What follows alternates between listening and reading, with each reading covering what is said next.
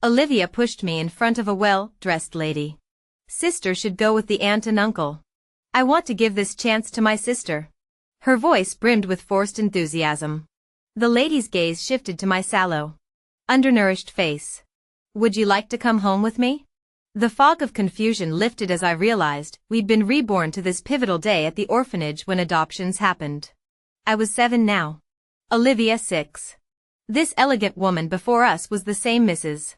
Wilson whom Olivia had venomously called that evil stepmother in our previous life. Last time, Olivia had approached Mrs.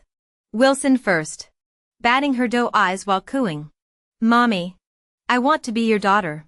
That performance secured her adoption into the Wilson family as Olivia Wilson. She'd fantasized about becoming a socialite princess, imagining some fairy tale romance with her wealthy adoptive brother Ethan Wilson. Reality proved cruel. The Wilsons remained emotionally distant, and Ethan treated her with icy indifference. After Mr. and Mrs. Wilson's deaths, Ethan evicted her without ceremony or inheritance. Meanwhile, I'd been adopted that same afternoon by a middle-class teacher's family. Through academic excellence, I earned admission to Harvard, eventually becoming a leading AI researcher. The day Olivia got evicted, city billboards broadcasted my wedding to Jason. Enraged, she rammed her car into mine, her dying confession revealing bitter regret over her choices. Now given this second chance, Olivia shoved me forward without hesitation. I obliged, telling Mrs. Wilson I'd be honored. Mother. As we parted, Olivia whispered viciously, "Jason's mine now." Sister. Enjoy the misery I endured. The orphanage director murmured in confusion. Olivia always grabs opportunities. Why surrender this golden chance? Has she grown a conscience? The director's bewilderment stemmed from our contrasting appearances, while Olivia glowed with health from my constant sacrifices. Malnutrition left me gaunt. But I knew better. My sister mistook my past academic success for privileged upbringing, unaware the real nightmare awaiting her. The Wilson limousine passed through ornate gates I remembered from Olivia's previous vain displays. "This is your home now, Mrs. Wilson said gently. "Your name will be Emily Wilson." In the mansion's grand foyer, I feigned nervousness. Mr. Wilson sat reading in the parlor, his business empire rivaling the Browns'. Then came footsteps, Ethan descending the staircase, his adolescent features already showing the striking handsomeness that would later make society pages swoon. His name was Ethan Wilson. He was 3 years older than me. The father and son weren't exactly warm. Mr. Wilson gave me a faint smile. "Make yourself at home. We're family now." Ethan merely glanced at me coldly, furrowed his brows, and turned to go upstairs. I didn't care about their attitude. All I wanted now was a comfortable environment to grow up in. Mrs. Wilson prepared a room for me the same size as Ethan's, decorated in light blue, which I loved. But in my previous life, I'd seen this room when it belonged to Olivia, all pink princess decor, overflowing with lavish jewelry and designer dresses. Clearly, Mrs. Wilson had poured her heart into caring for her adopted daughter. I couldn't understand why Olivia had constantly called her adoptive mother that evil woman in our past life, or how she'd managed to get herself disinherited completely. I attended the same prestigious private elementary school as Ethan. "Don't tell anyone you know me."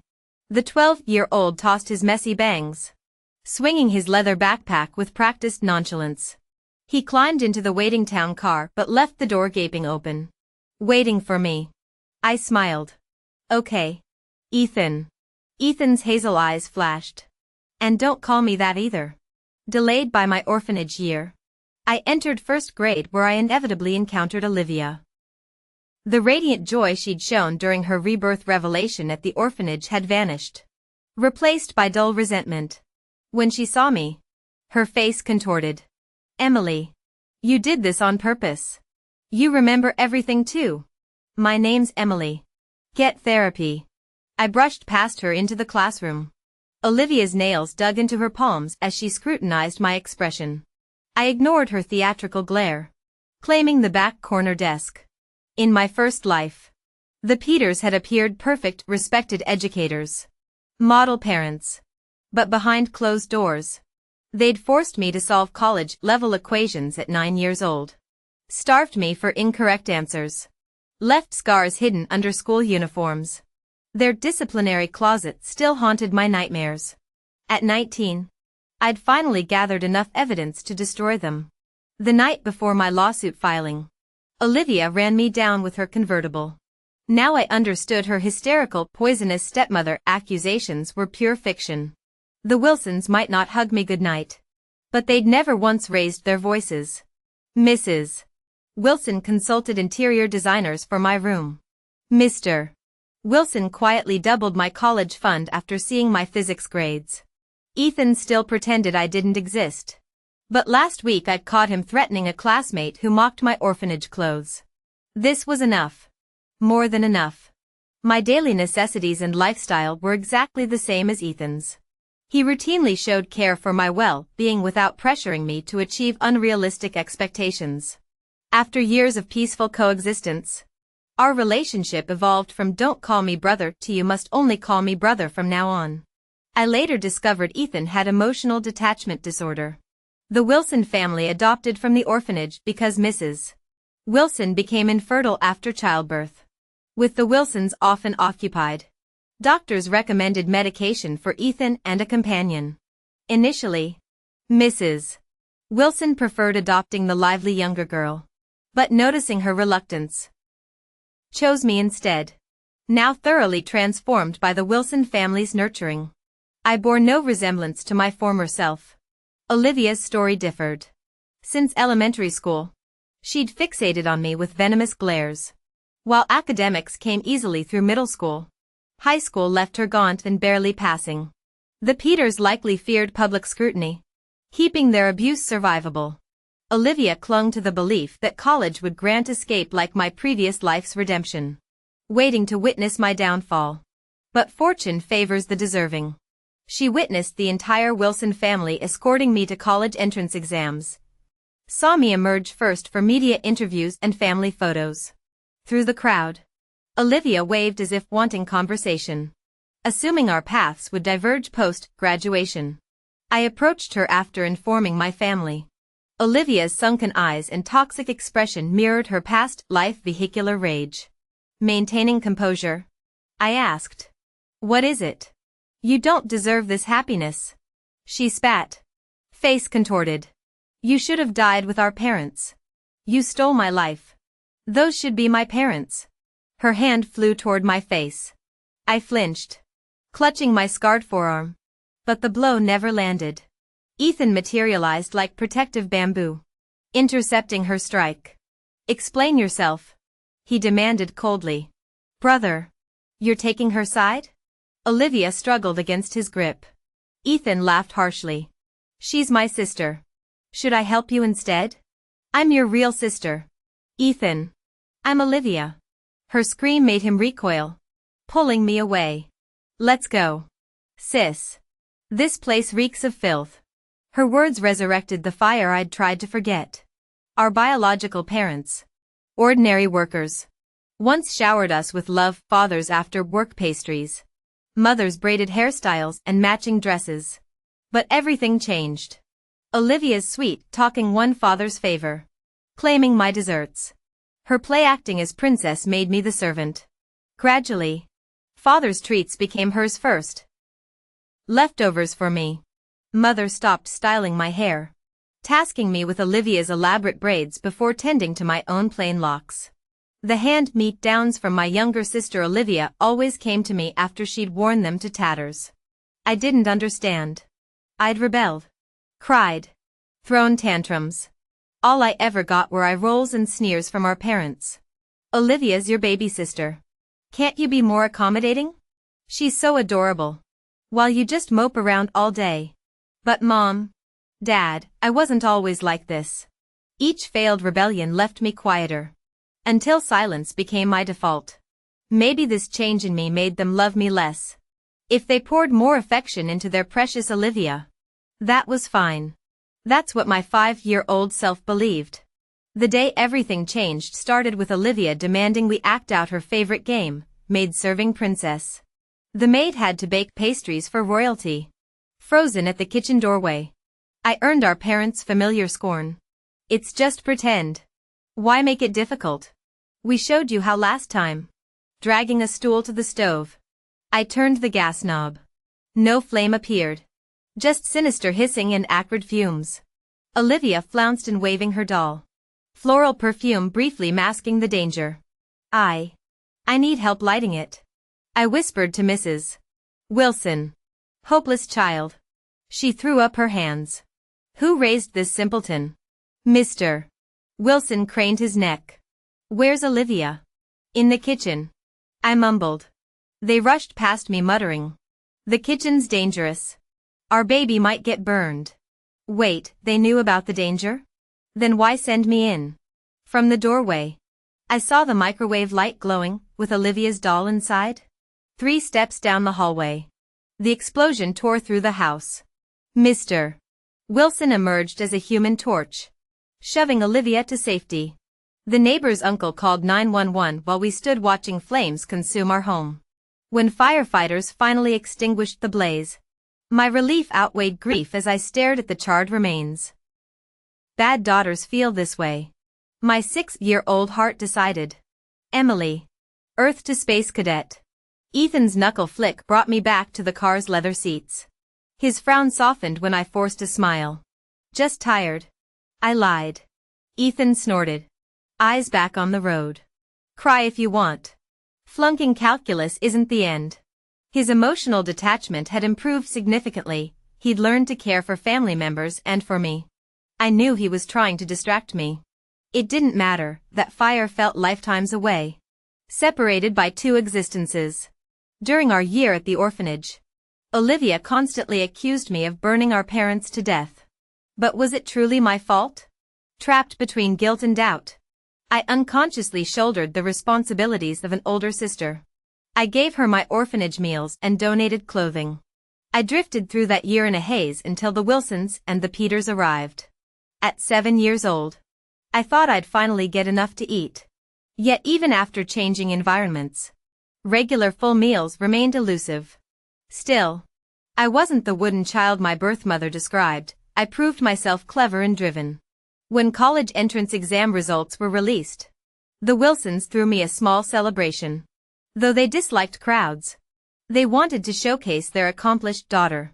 Even Ethan never received such recognition. I'd topped the national science exams, just as I had in my previous life. Out of kindness, they invited the Peters, hoping Olivia would witness my triumph. They assumed she'd feel pride. They were wrong. At the celebration, I first encountered the Peters. Without looking in a mirror, I knew my face had paled. Ethan noticed my tension and clasped my hand, warm and steady. As he guided me into the hall, my racing heart gradually calmed. We'd just reached Mr. and Mrs. Wilson when a thud silenced the room. Every smiling face turned to see a girl kneeling 3 meters away, Olivia. Polite expressions shifted to awkward stares. Ethan narrowed his eyes. That the trash who tried to hit you? Before I could respond, Mrs. Wilson pulled me aside. Concerned. Emily. Were you bullied? I shook my head. Ethan stopped it. Mr. Wilson glared at the kneeling figure. This isn't the place for theatrics. Young lady. Olivia jerked her head up, smoothing disheveled hair to reveal pleading eyes. Dad. I'm Olivia. Your real daughter. Please save me, they'll kill me. Whispers erupted. The Wilsons and Ethan frowned in unison. Mr. Wilson stated coldly.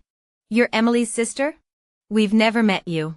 Their first impression, a dramatic stranger claiming false kinship. Ethan stepped forward, shielding me completely. So you're Olivia. Still trying to steal her life? Pathetic. Olivia collapsed on the marble floor as the belated Peters entered. Mrs. Peter rushed to fake concern. Olivia. Exam stress overwhelming you? Get up, today's your sister's celebration. I saw Mrs. Peter's fingertips digging into Olivia's arm, the skin beneath her nails turning pale. Olivia suddenly mustered unexpected strength, wrenching her arm free before sliding across the floor toward Ethan. Had Ethan reacted a second slower, she would have grabbed his leg, missing her target. Olivia collapsed dramatically on the floor, wailing accusations against the Peters. They forced me to study, starved me when I got bad grades, beat me, locked me in the storage room with cockroaches. Sniff, they're not my real parents. Emily. Let's switch back. Please. Tears streamed down Olivia's gaunt, pale face, her performance almost convincing. Yet I recognized the same exaggerated theatrics she'd used since childhood. That poorly concealed resentment in her eyes never changed. She rolled up her sleeves to reveal faint bruises. Mr. Peter approached with an apologetic smile. This must be our Emily? This year's top science student, impressive. He glanced down at the sniffling Olivia. Our daughters caused quite a scene. We teachers simply want the best for our children. Parents in the room nodded understandingly. Compared to my academic achievements, Olivia's complaints seemed trivial. What's wrong with disciplining disobedient kids? Pushing them to study? Temporary confinement? Mr. Peter's casual remarks effortlessly dismissed all accusations. Mrs.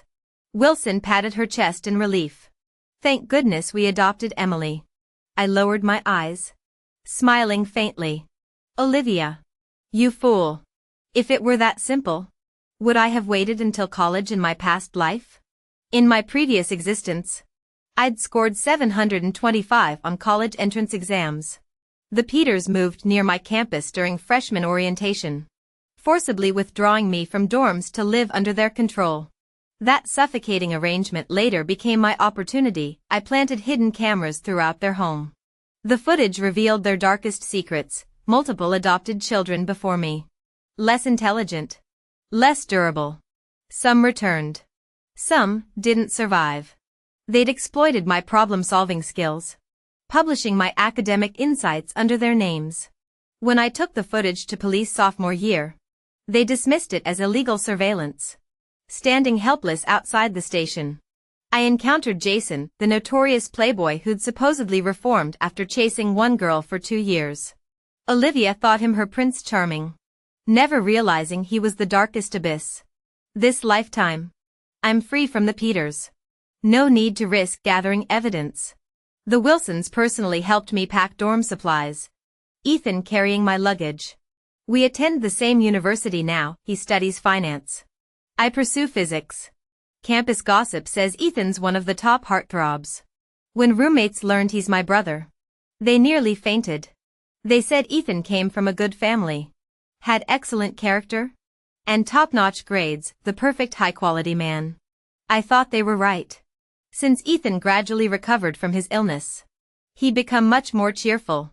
He wasn't the cold, gloomy person Olivia had described in my past life anymore. I realized Olivia would never get to see me get kicked out of the Wilson family. Because Ethan had personally told me, Emily will always be family to me. I smiled and said I believed him. My roommates were all incredibly kind. It's a shame I never experienced dorm life in my previous life. But I'm making up for it now. They brew me ginger tea with brown sugar when I'm on my period. Cover for each other when we occasionally skip classes. Debate which cafeteria serves the best food. And huddle together drooling over photos of hot guys from different departments. I've never been happier. The happiness didn't last long. During sophomore year, Olivia showed up arm in arm with Jason. Her face had regained its roundness, glowing with health. And she shot me a triumphant look. Long time no see, sis. Jason's gaze lingered on my face like he was appraising merchandise, calculating its worth. I turned away coldly. Olivia shouted after me, Jason already helped me sever ties with the Peter family. I paused mid-step, understanding immediately. She must have sought out Jason earlier this time, using her foreknowledge to manipulate him.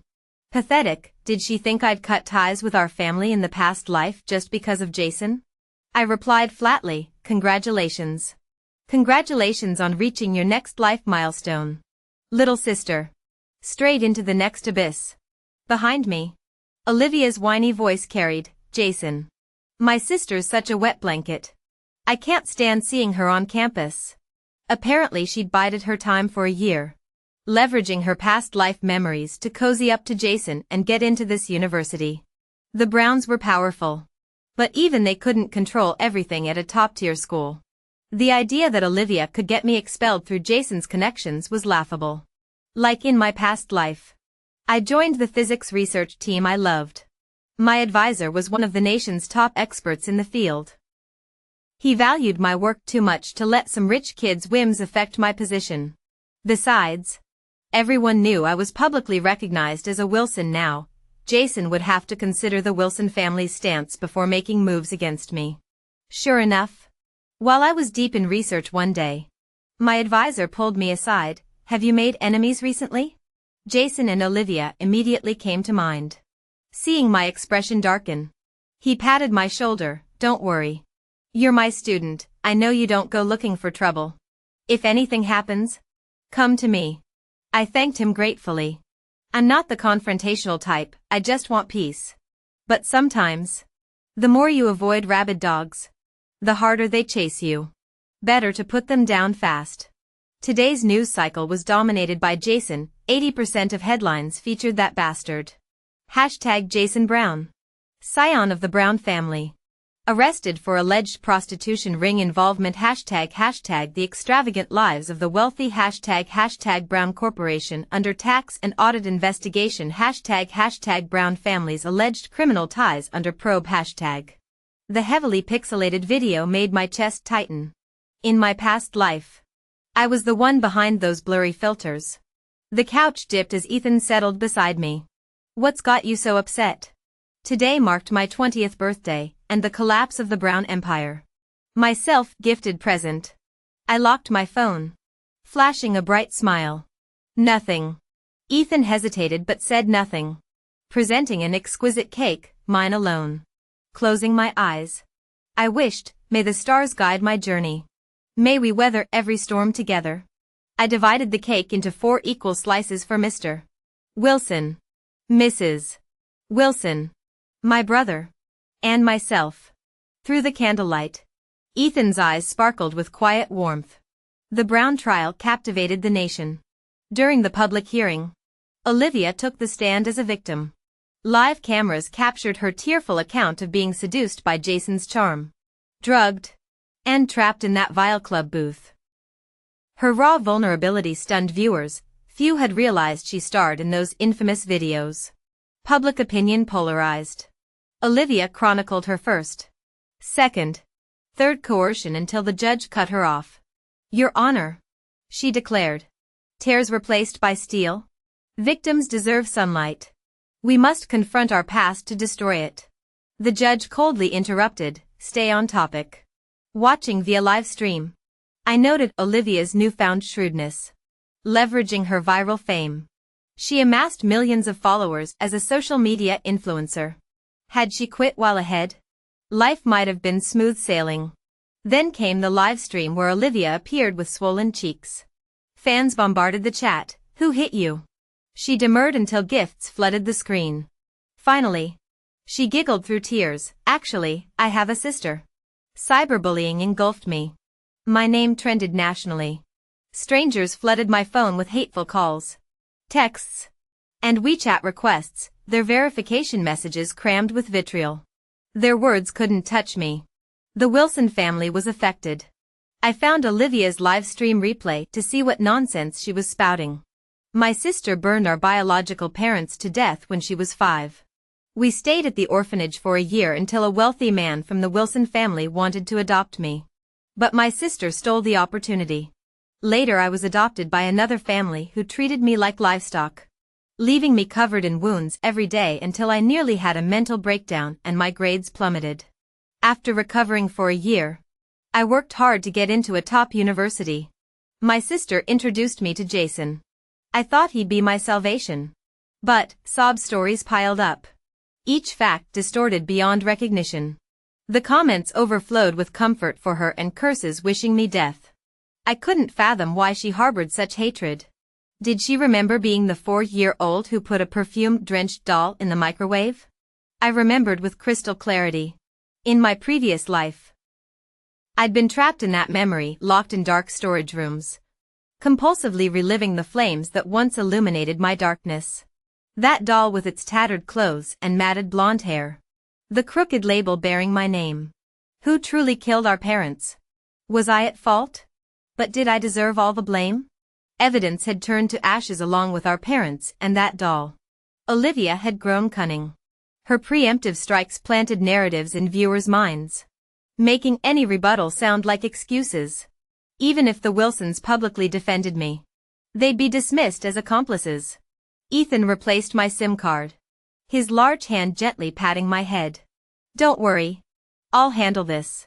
Somewhere along the way, his habitual head flicks had softened into these comforting gestures. Rising on tiptoe, I playfully knocked his forehead. Okay. I'd always trusted him. But I intended to return every flick he'd ever given me. I buried myself in the lab for 7 blissfully quiet days until our tearful professor announced the project's success. Blinking back tears, I realized I'd completed the experiment left unfinished in my past life. Half of my 20th birthday wish had come true, reaching for the stars without wasting my youth. During my research immersion, Wilson Enterprises stock had plummeted. Not that I could have helped even if watching. Returning home, I found Mrs. Wilson weary on the sofa, her smile reappearing when she saw me. Emily, you're back. Look how thin you've gotten. Her hands felt papery as she called for bird's nest soup. Squeezing her hands, I asked, how's everything here? Leave business to the men. She deflected. Just stay off those toxic forums. I nodded obediently, though the online tide had been shifting. 4 days. Insiders had been leaking stories about me. About Olivia. Her daily live streams showcasing her swollen face kept the drama boiling. Someone had compiled all recent exposes about us. Some former classmates of Olivia began recounting her disgraceful past. I created an account and posted my first update. Emily, I won't fall into self-justification traps when slandered. If I'm guilty, present evidence. Within minutes, the Wilson Group's official account reposted, Wilson Group, but I won't tolerate slander against our princess. Evidence of defamation collected. Wilson legal team standing by. Ethan had started his internship at the company, with Mr. Wilson gradually transferring responsibilities to him. Though this post was clearly Ethan's unauthorized decision, it warmed my heart. Another trending post soon emerged. Hua University Physics Institute Wuzhensong. Congratulations to our team for overcoming the heavy ion accelerator challenge. Special thanks to my student at Emily and fellow researchers for contributing to national scientific advancement. Your passion and dedication make me proud. Public opinion shifted dramatically. Most rational voices drowned out the remaining baseless accusations. Olivia quickly deactivated her account and vanished from the internet. I noticed Ethan acting strangely lately. His gaze held odd mixtures of wariness and anxiety. Why are you following me everywhere? I asked.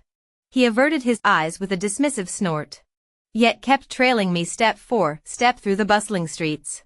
As the year-end approached, despite corporate chaos, Ethan abandoned his workload to shadow me.